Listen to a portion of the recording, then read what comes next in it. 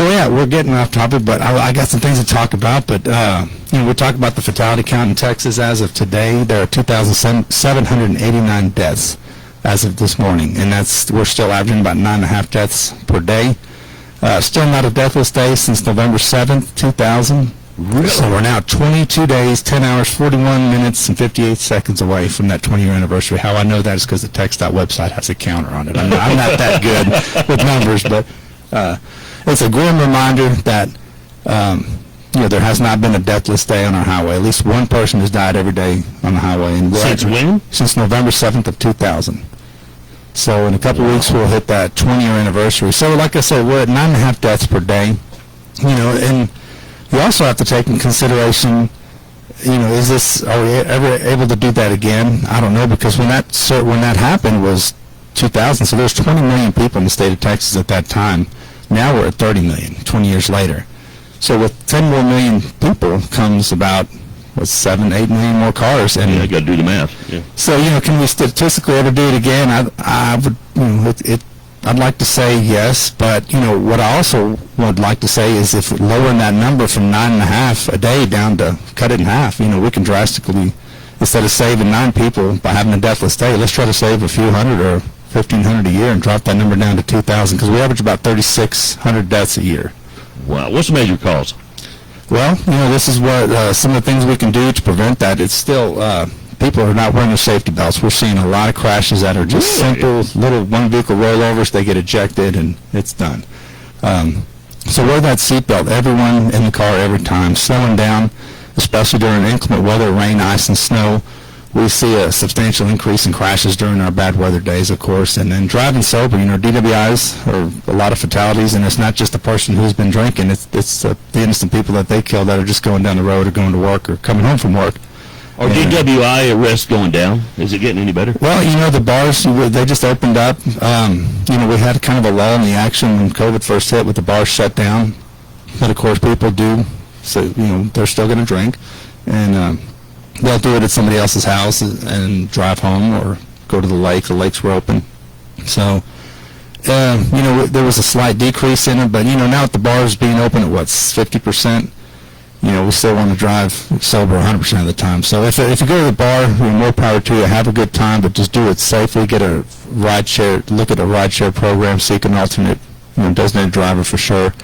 And it's not that hard to find anymore with the rideshare programs. We didn't have everybody's doing it now. Yeah, exactly. It's you don't want that $15,000 DWI or worse, get somebody killed or yourself killed or somebody hurt, you end up in prison. Wake up in jail, find out you took out a family of 5. I know, I've seen it, and I'm looking at people's faces when you have to break that news to them because they don't remember. They wake up in the jail and like, why am I here? And then you got to break the news, say, well, you killed somebody last night. And like I said, a lot of good people make bad choices, and it's a sad deal. So we don't want to see that happen.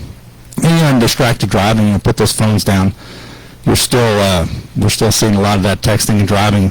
The other day when I was running through my neighborhood, I was, of course, running against traffic on the road, and I see this truck coming at me, and the guy has his phone up in his face, and I'm like, oh, man. So I'm always watching to be able to dive in the bar ditch. Now, we talked about that, I guess, last couple of times you were here. Mm-hmm. Now, they say that texting is more dangerous than driving. Yeah, it's slightly proven to be more dangerous than DWI, and because the average text is about 5 seconds long, and at 75 miles an hour, you're traveling at 110 feet per second. So you take a 5-second text, that's basically doing 75 miles an hour down the highway with your eyes closed, and that's about 2 football fields. You'll travel before you ever know what's going on. So a lot can happen. People can pull out in front of you. There could be road debris. There could be an animal that comes out on the road. So you always want to keep your eyes on the road. I mean, driving in itself is it's multitasking. So you're looking in the rear view. You got to check your mirrors every now and then.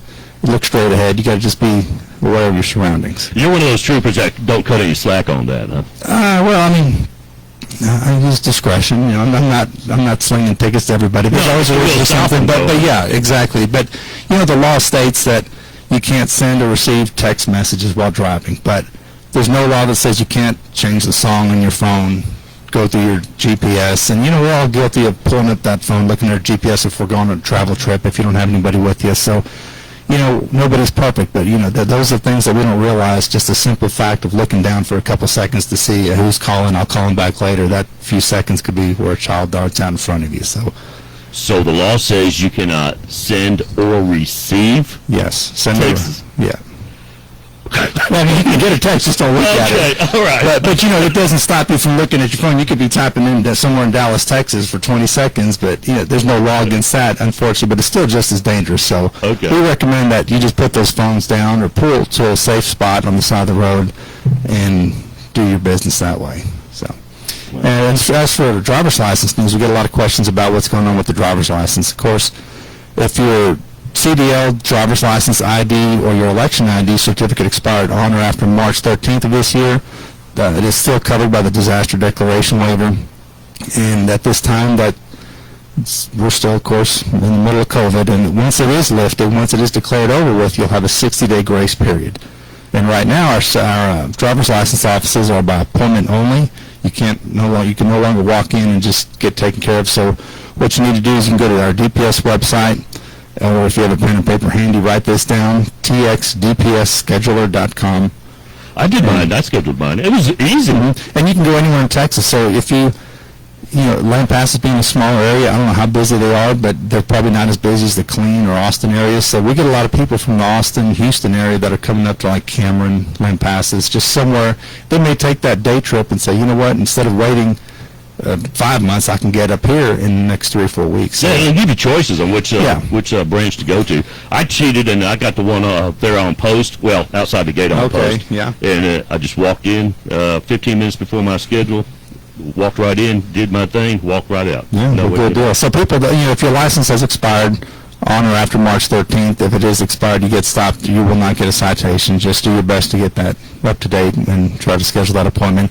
And they're offering, as of last Saturday, on the 3rd of October, they began appointments on Saturdays, and those appointments will continue each Saturday through December 19th, with the exception of November 28th because of the holiday. So from 8 a.m. to 5 p.m., you can set a Saturday appointment, but it's only to renew or replace a driver's license or ID card. Are they going to stick with the schedule after all this COVID crap is gone? Are they going to stick with that? Because that works. It works. Well, there's several things that people are realizing that we'd like to get the word out there as well. There's things like changing your address. You don't have to go in to do that. You can do that online, so that'll alleviate a lot of long lines. And they just send you a new one in the mail? Mm-hmm. I did mine when I moved back in February, March, and I even got the new red one, so it looks like the CHL license. Yeah.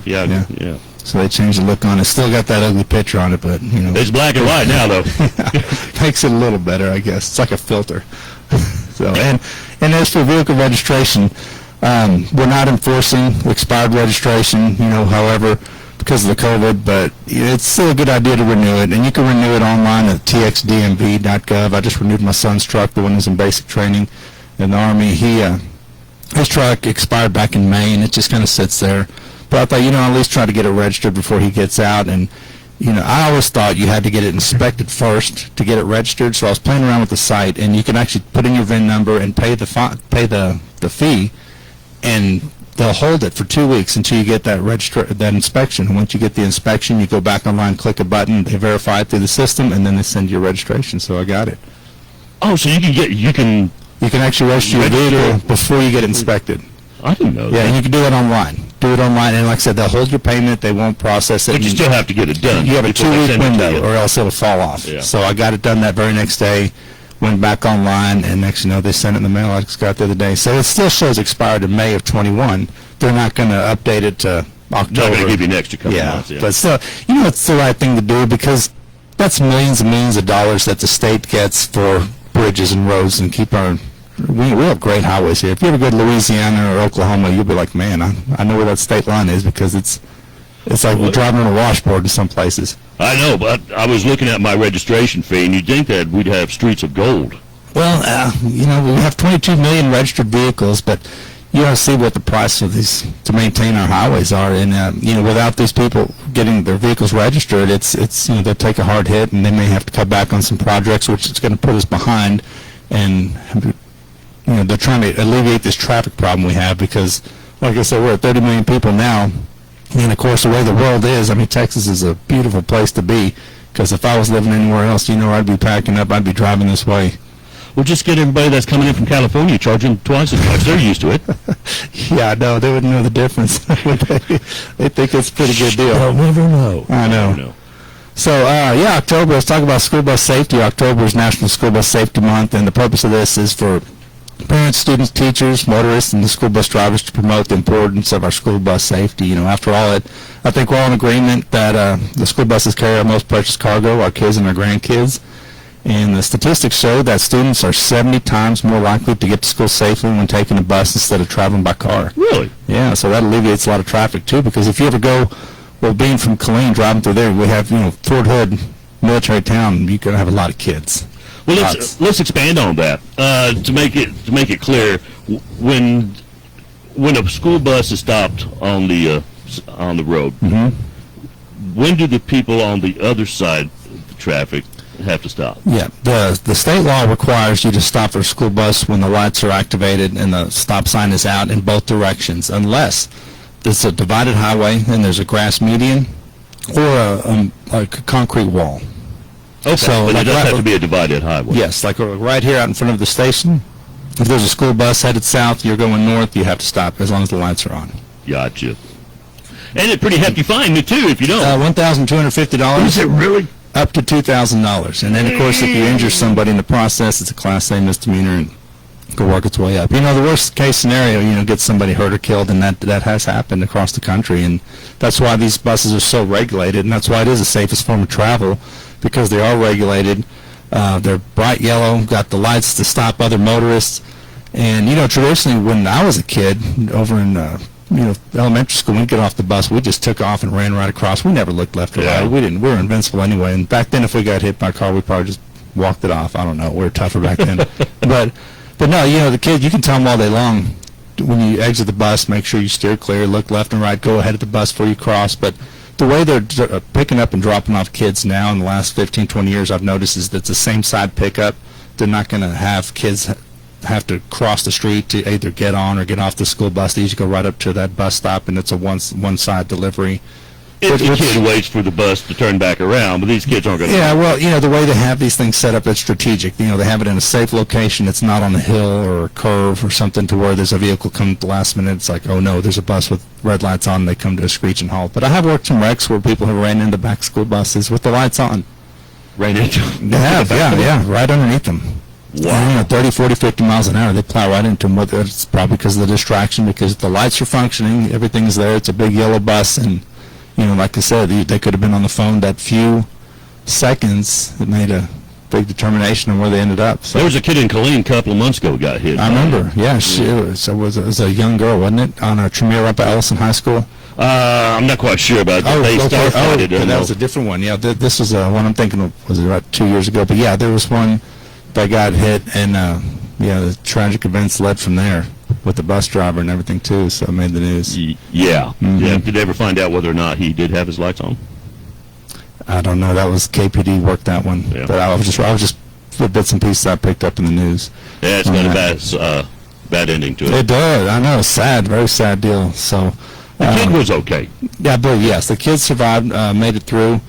But, looking at, I try not to read Facebook comments on the story because everybody was right, in their own eyes. So I try to stay away from those, but just kind of picking up on what people were saying is that there was rumor that somebody waved him across, or I don't know. We don't know. I don't know how to find that one out. Just curiosity. Yeah. You piqued my curiosity now.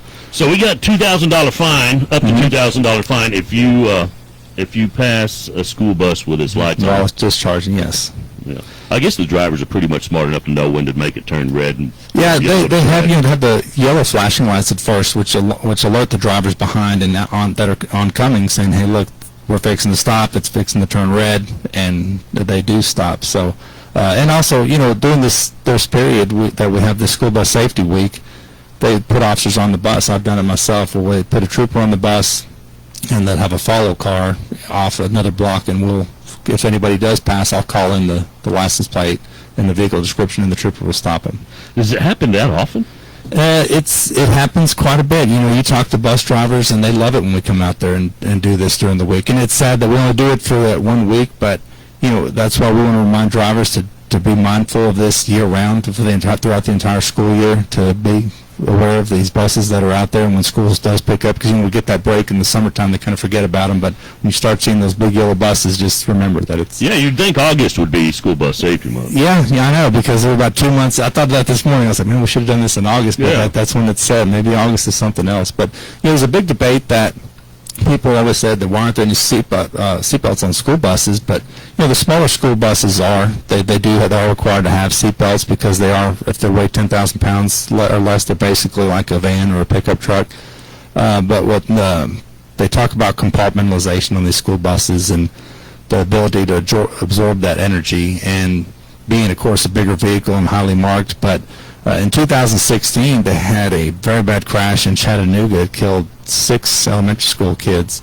And then they had another one back in May in New Jersey, killed a couple. So the NTSB was like, and I know it'd be a good idea, because when we were kids, we always sit in the back of the bus, because when they did hit that one bump on the way home, we'd jump out of our seats. So, you're still a flying projectile. If you ever see those in cameras for the school buses, where they do hit, and you see kids bounce off the ceiling, it looks like when the airplane hits turbulence. So the ultimate safety would be a 3-point harness. So the NTSB recommended that they are required from, I think it was 2015 is when they required any bus made from that point on to be required to have a 3-point harness. So that's good news. However, school buses, for most districts, they could last 10 to 20 years. So it's going to be a couple decades before they're all. That's going to be tough to enforce. That And to retrofit a school bus is anywhere between $7,000 and $11,000 per bus. So. Ouch. Yeah, so we don't have that kind of money laying around. I don't know what school district does. So they're going to keep these older buses until they're no longer able to go because of a financial burden. But the new ones they buy will have them. So I'd say some new engines and transmissions being put in the old ones. I know. And I've seen some school buses that are so old they look white because they're so faded. But it depends on where you go. Some districts don't have that luxury of a big tax base to get those new buses. So they have a bus with 300,000-400,000 miles, and they got to do it the best they can do with what they're dealt, right? Yeah, how's the driver going to enforce the seatbelt? I mean, I know. How they have enough on their plate, because I remember how loud we were as kids, and not so much in the morning because we're half asleep, but when we're wound up coming home from school ready to go play, it was just a madhouse. Yeah, it's going to be like a flight attendant. Make sure all the trailers are up. I know, and the kids, they're not going to listen, but maybe they will. I see a lot of kids walking around from school wearing their masks still, and I was like, take it off. Really? You're alone. Yeah, you're walking in the street. Breathe a little. It's so hot. Make me sweat.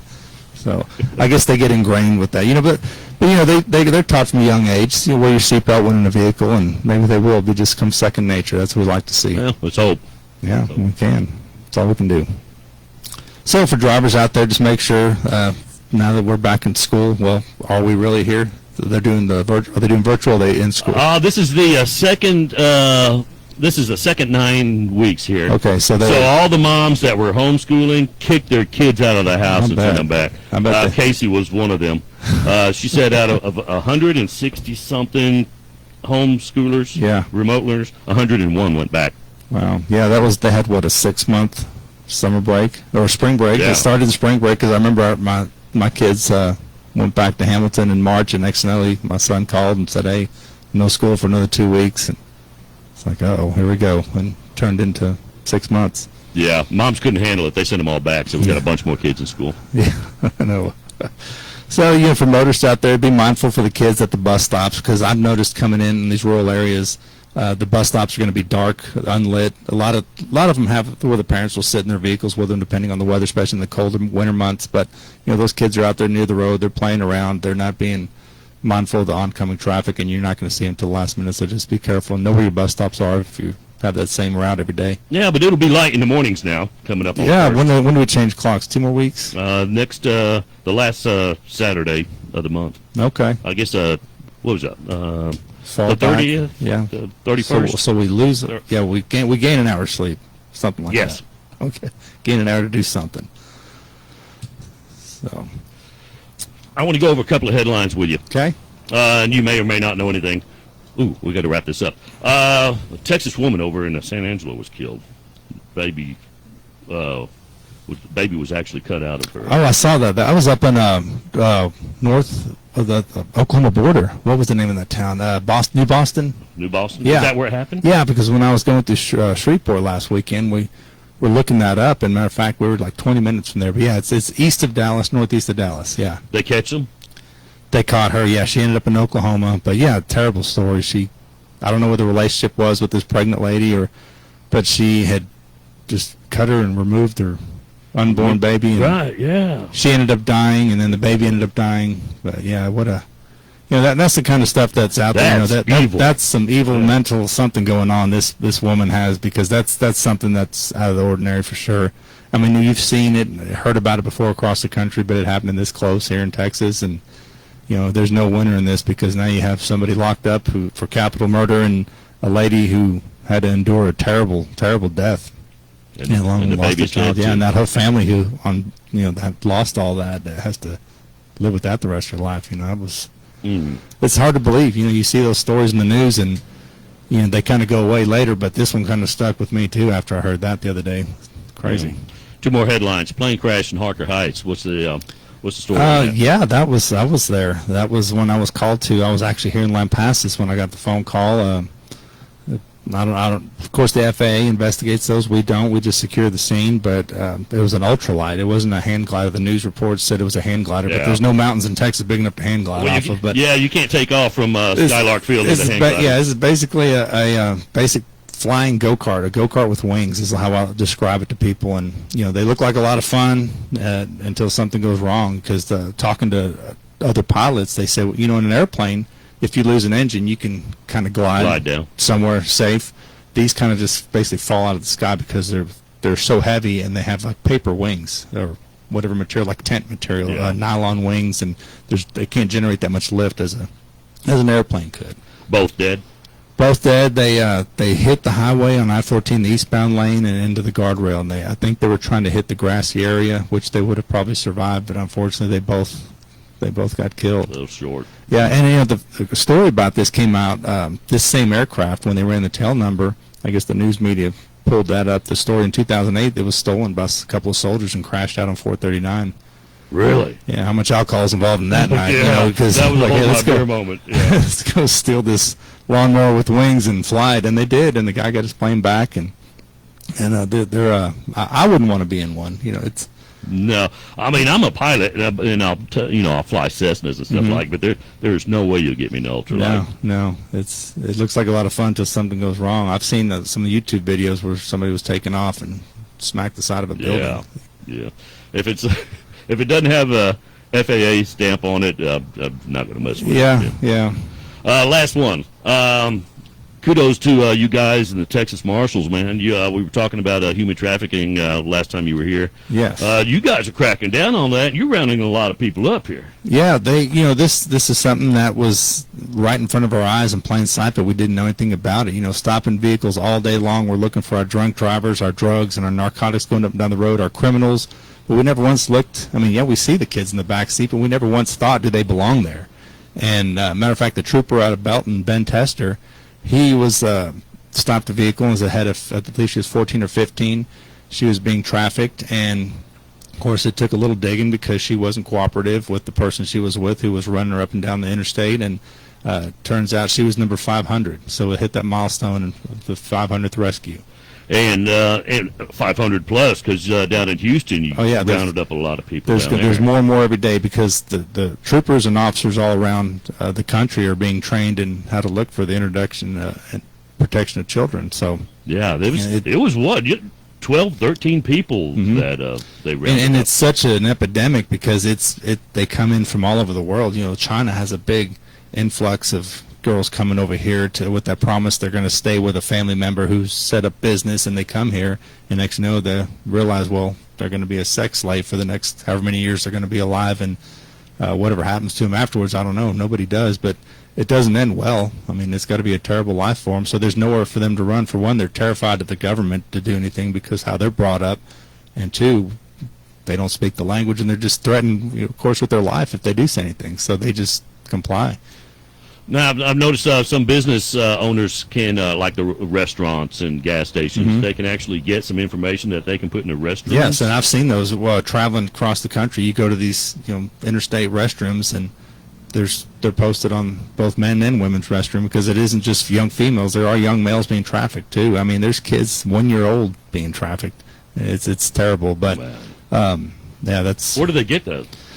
all over the world. There's some No, I countries. mean the the posters. yeah, I'm sure there's. I wish I know we're going to talk about that. I would look up child trafficking on the website, or child trafficking assistance, or through any kind of government website, or a brochure. Just type in some keywords. I'm sure that'll pop up. Yeah. I'll make sure. I'll actually look that up, and I'll bring that next time I come. So. Anything else we need to throw out there before? Other than, here we are. What is it? October. So we're coming up on some holiday travel. Are they going to have Thanksgiving, Christmas this year? Looks like Thanksgiving's been canceled. Along with Halloween. And, I heard you talking about the kids here, and they have a... Square Chili's canceled. Yeah, but they're all wearing masks, so why is it canceled? So, Oh, no. I thought we were going to wear those masks to protect us. Yeah. But they're wearing the wrong mask. So, yeah, it's understandable. And, those poor kids, they're the ones that going to suffer for it. But, we thought about ways of how to have candy, and I've seen they have these PVC chutes that somebody will drop candy down and slides out to the kids, a little zip line too. or get an air compressor gun and just load it with candy and just shoot it up like an air pinata, and it just rains candy on them. They whatever makes them happy. Those kids. That's a hold my beer moment. Halloween too. was one of my favorite times as a kid. Maybe that's why I was hopped up on sugar. DPS State Trooper Sergeant Brian Washko in the studio for his October visit. Hopefully we can do this again in November. Yeah, we'll be here in a couple weeks, and we'll talk about travel safety, and we'll talk about pre-checking your vehicle when you make your long trips. That'll be a perfect segue into that topic. Oh, good deal. I noticed you went to the casino. Yes. doing good. Notice I'm still here. I didn't win big, but some people that they did, and I'm not much of a gambler, but I do like to do it every now and then. I'd work too hard for my money, but to see it disappear, it kind of makes you sad. But it's up and down. So and I did put in my last 20 that Sunday morning and turn it into 300, and I'm like, good, let's get the heck out of here. Let's roll. Yeah. I know. But the best part of the casinos, I love the Jack Binion steak, the big filet. That's the main reason why I go. That's a long way to go. Yeah, and the iced tea. Well, I won $50 off the Texas Lotto. Oh, yeah? About 3 weeks ago. That's Well, it. good.